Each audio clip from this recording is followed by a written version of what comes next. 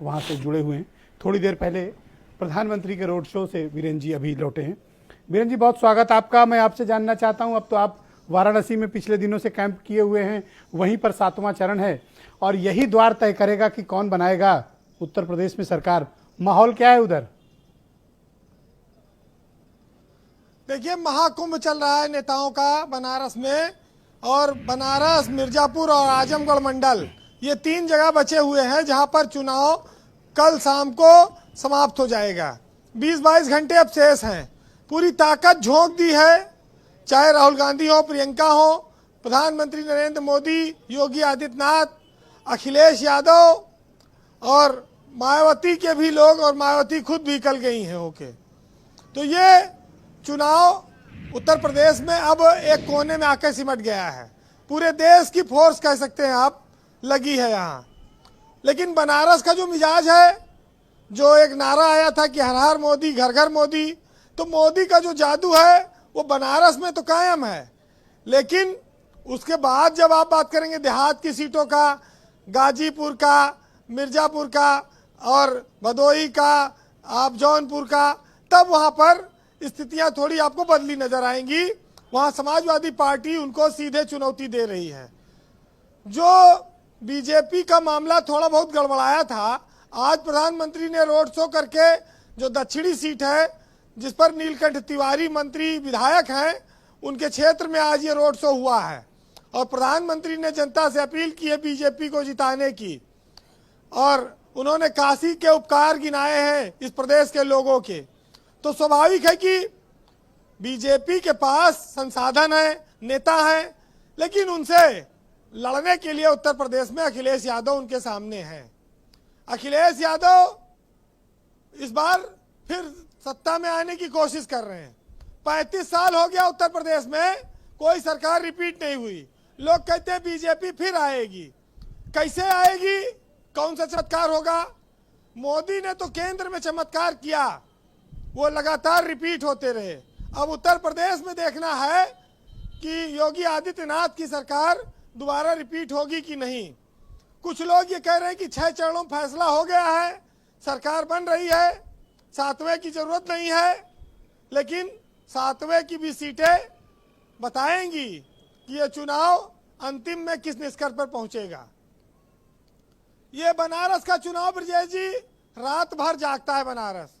ठंडाई चलती है, भांग का गोला चलता है, शंकर जी की नगरी है, भोलेनाथ के लोग आस्था है, काशी विश्वनाथ है, नदी है और उसके अलावा दुनिया भर के पर्यटक हैं यहाँ।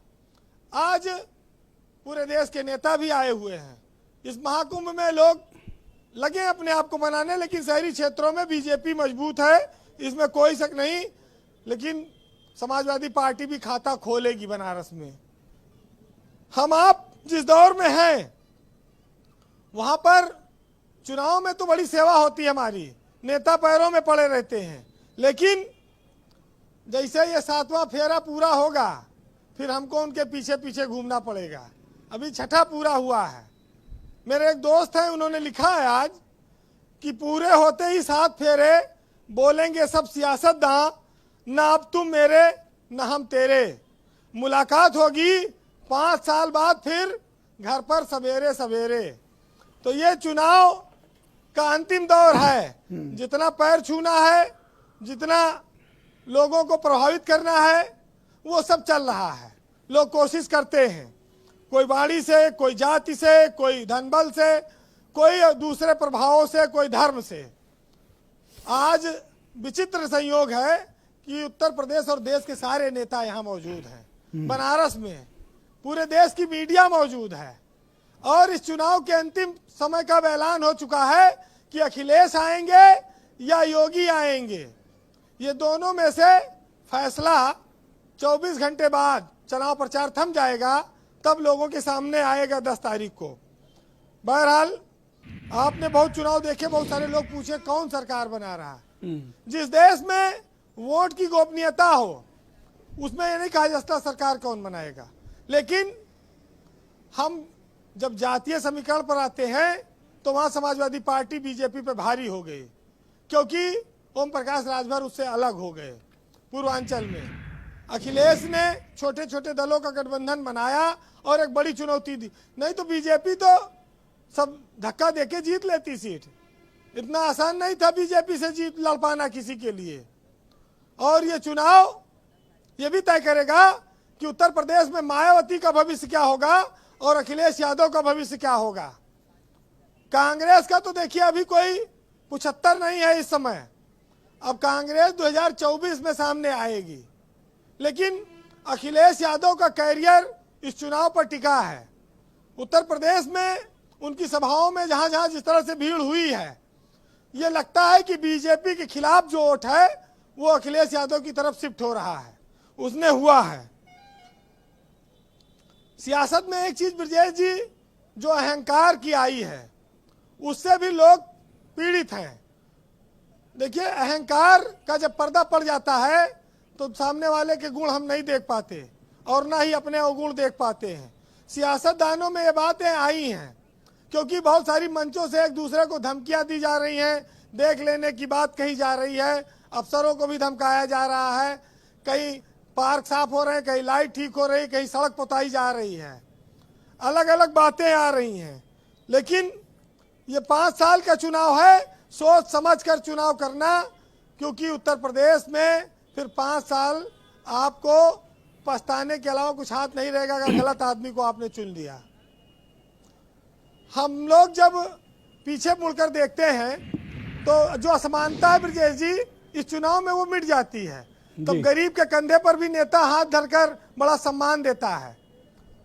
भगत सिंह ने जेल में अपनी एक डायरी लिखी थी, उसमें एक प्रसंग आया था कि जो असमानता पर कि कोई आदमी इस देश में इतना धनी नहीं होना चाहिए कि वह दूसरों को खरीद सके, और ना ही कोई आदमी इतना अधिक गरीब होना चाहिए कि वह अपने आप को बेचने पर मजबूर हो जाए।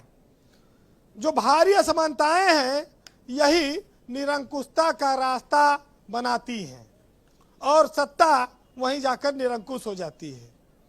तो ये रास्ता तैयार न करना।